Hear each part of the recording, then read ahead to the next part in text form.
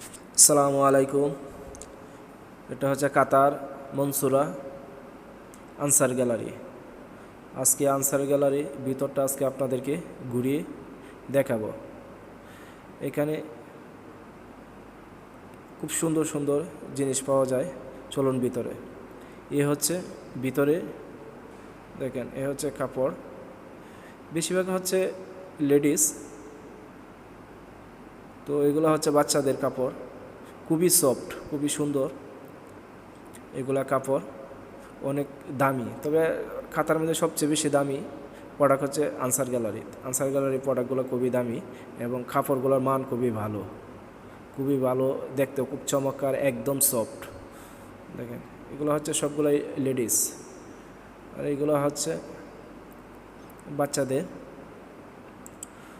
zero zero বয়স যাদের, এদের হচ্ছে